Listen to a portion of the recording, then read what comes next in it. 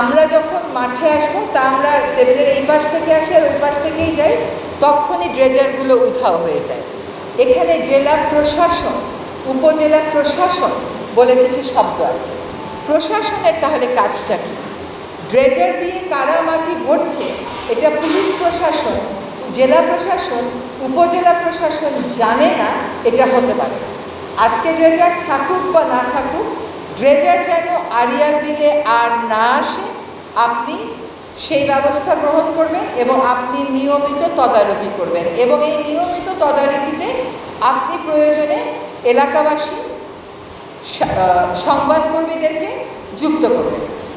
আমরা এইটার কিন্তু আপনার কাছে নিয়মিত রিপোর্ট চাইব। আপনি প্রতি 20 দিন পর পর আমাদেরকে জানাবেন যে আপনি কতবার লোকে গেছিল এবং কোনো ড্রেজিং হচ্ছিল না।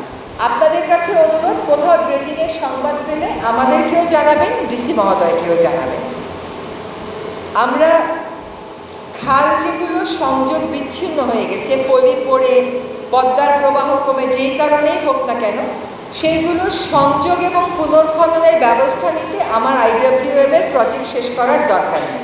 কিন্তু যেই মুহূর্তে আমরা এই কথাটা বলবো, অমনি আপনারা আমাদেরকে 1000 কোটি টাকার একটা প্রকল্প দেবেন। 1000 কোটি টাকা আমাদের হাতে এই মুহূর্তে নেই, আমরা দিতে পারছি না। আপনাদের যে কাজের বিনিময়ে টাকা, কাজের বিনিময়ে খাদ্য কর্মসূচি ছিল, আপনাদের তো স্থানীয় এখানে প্রচুর বেকারত্ব আছে। বেকারত্ব যদি নাও থাকে, অনেক স্বেচ্ছাসেবী তরুণ আছে যারা এই কাজগুলো করতে চায়, তাদেরকে সম্পৃক্ত করে আসলে খালগুলো পুনর্খনন এবং সংযোগ স্থাপন করা যায় কিনা এটা একটু দেখবেন। এখানে মৎস্য কর্মকর্তা আছেন, আমি জানি না যে তিনি কতদিন এখানে ড্রাইভ দেন নেটগুলো সরিয়ে ফেলতে। এই নেটগুলো আপনাকে সরাতে হবে, এটা আপনার দায়িত্বের মধ্যে পড়ে। আপনার যদি আইনশৃঙ্খলা বাহিনীর সহায়তা লাগে আমাদেরকে বলবেন। মাটির উপরিভাগ স্টোলেন হয়ে যাচ্ছে, চুরি করে নিয়ে যাচ্ছে ইটভাটায়। ডিসি মহোদয় আমাদেরকে তালিকা দেন যে কয়টা ইটভাটার মধ্যে কয়টাকে আপনি লাইসেন্স দিয়েছেন আর কয়টা ইটভাটা অবৈধ। আমাদের জন্য অপেক্ষা করবেন না। অবৈধ, আপনার লাইসেন্স নেই, পরিবেশের ছাড়পত্র নেই, এমন ইটভাটা আপনি নির্দ্বিধায় ভেঙে দেবেন। এটা আপনার আইনি ক্ষমতা এবং আইনি দায়িত্ব। আর যেগুলোর লাইসেন্স আছে সেগুলোর লাইসেন্সের প্রয়োজনে যদি আমার কৃষি জমির উপরিভাগ নিয়ে যায়, আমার ইটভাটার প্রয়োজন নাই। আপনি এটাও জানেন যে ইটভাটার লাইসেন্স দেওয়া যায় না যতক্ষণ পর্যন্ত না ইটভাটার মালিক আপনাকে সুনির্দিষ্ট করে বলবে যে সে মাটি কোথা থেকে আনবে। তো এই যে ড্রেজার দিয়ে মাটিগুলো ভরেছে, এই মাটিগুলো সরিয়ে ওই ইটভাটায় দিয়ে দেন।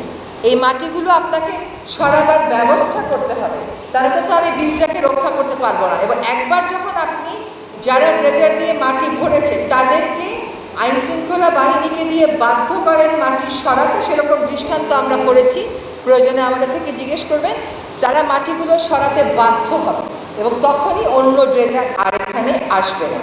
আড়িয়াল বিল আমাদের জাতীয় সম্পদ, এটাকে জাতীয় সম্পদ বিবেচনায় এগ্রিকালচার, যেন বলছেন কচুরিপানার জায়গায় মিষ্টি কুমড়া, আমি জানি না তাই ঠিক কিনা, যেগুলোতে কম পেস্টিসাইড লাগে আপনারা কৃষকদের সাথে উঠান বৈঠক করে সেগুলো একটু প্রচলিত করেন। আপনারা অফিস থেকে বের হন, মাঠে যান, মানুষের সাথে সংযোগ করেন, তাহলে কর্মপরিকল্পনা করাটা আমাদের জন্য সহজ হয়ে যাবে। তবে আর যেন ডিসি সাহেব আর কোনো ড্রেজার না আসে, আর যেন একটা পুকুরেও বালি না পড়ে। যেটুকুন বালি ভরেছে আপনি নিশ্চয়ই ড্রাইভ দিয়েছেন, কাজে আপনি জানেন এই ড্রেজারের মালিককে, তাকে দিয়ে আপনি মাটি সরানোর ব্যবস্থা করেন, আমাদের জন্য দৃষ্টান্ত সৃষ্টি করেন।